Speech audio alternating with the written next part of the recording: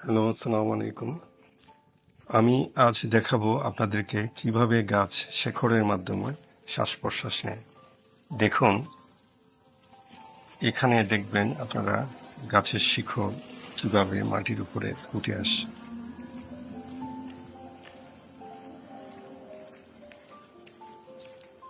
কারণ মাটির নিচে গাছটি মূলত ব্রিদিং স্পেস পাচ্ছে না, এই জন্য দেখুন শিকড় কিভাবে উঠে এসেছে। এটাই স্বাভাবিক। আমি মূলত আপনাদেরকে দেখাবো কিভাবে মাটি নির্বাচন করতে হয় যাতে গাছটা ব্রিদিং স্পেস পেয়ে যায়। এটা আমার একটা গাছ, বাসায় রং করা হয়েছে, রং লেগে গেছে।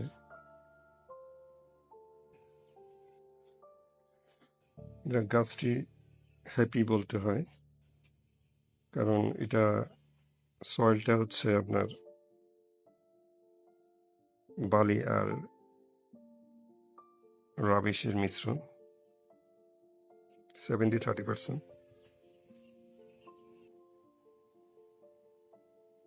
টোটালি হ্যাপি একটা প্লান্ট।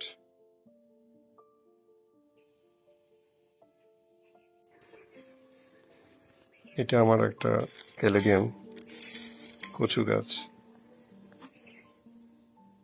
এটাও হ্যাপি।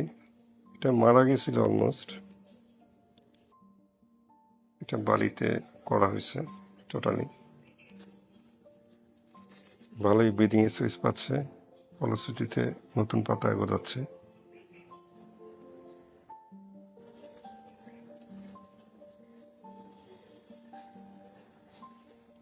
মাটিটা মূলত নির্বাচন করতে হবে। এখানে 50% দেওয়া হয়েছে, 50% স্যান্ড আর 50% রাবিশ। এটা 100% বালি দেওয়া হয়েছে। এটা একটা লেবু গাছ, চারা থেকে লেবু করা হয়েছে।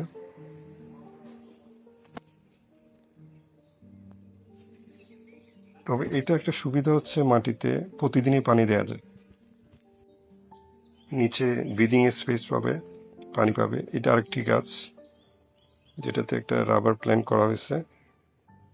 গাছটার কন্ডিশনও খারাপ ছিল, পুরান সয়েলটা আমি চেঞ্জ করে এখন বালিতে এটা স্থাপন করা হয়েছে।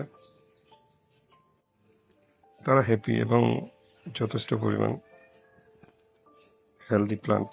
এটা আরেকটা লেবু গাছ, এটা একটা লিচু গাছ, নতুন পাতা আসছে। খুবই হেলদি প্লান্ট, খুবই হ্যাপি। এটা বালিতে 100% বালিতে করা হয়েছে। একটা ব্রিদিং স্পেস পাচ্ছে যেহেতু এটা বালি। এটা একটা খেজুর গাছ, এখানে 4টা প্লান্ট আছে।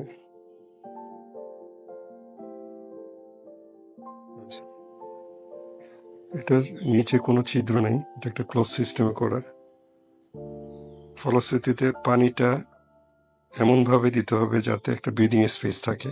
পুরোপুরি পানি দিয়ে দিলে ব্রিদিং স্পেসটা পানিতে পরিপূর্ণ হয়ে যাবে, এই জন্য একটা ব্রিদিং স্পেসের জন্য একটু জায়গা রাখতে হবে। আপনারা বুঝতে পারছেন, 1/3% পানি থাকবে।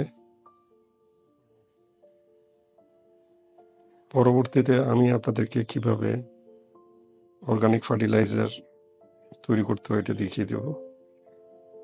এটা বালি হওয়ার কারণে এখানে প্রচুর অক্সিজেন অ্যাক্সেস করতে পারবে। ধন্যবাদ সবাইকে, আপনারা আমার চ্যানেলের সাথেই থাকবেন।